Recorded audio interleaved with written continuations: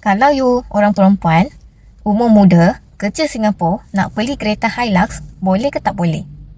Ceritanya hari tu ada satu customer Viko, dia wasabi Viko kata nak beli Hilux. Viko pun tolong dia submit kat bank, dan beberapa bank yang Viko submit, dia kata kenapa dia nak pakai Hilux? Banyak question.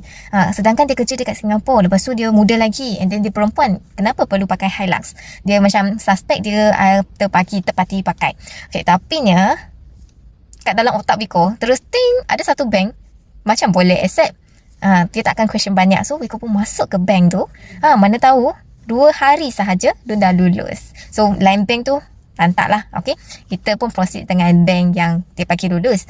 And then sebab Hilux ni sementara ni ada ready stock, tak sampai seminggu dah keluar kereta, dan customer Viko pun sangat happy lah. Bantu dia dapatkan kereta Hilux 24V spec.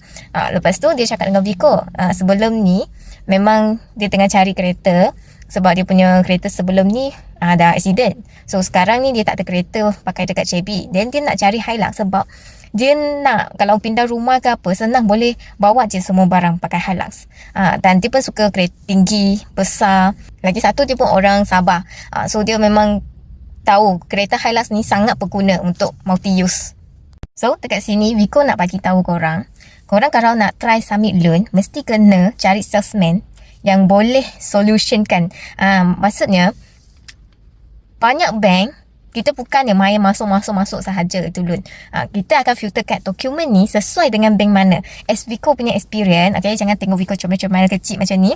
Kat Kanlai ni Viko dah ada 9 tahun experience lah. So memang kita dah tahu, dah study setiap bank dia suka jenis macam mana punya customer, dia boleh accept macam mana punya dokumen, and then macam mana dia boleh bagi lulus loan, semua dah tahu dah. So kalau korang nak try submit loan, okay, bagi dokumen terus dan Viko semakkan boleh ke tak boleh buat, kita submit dulu. So itu sahaja. Kalau apa yang nak tahu lagi, boleh komen share dekat bawah ataupun WhatsApp Viko lagi cepat reply. Bye.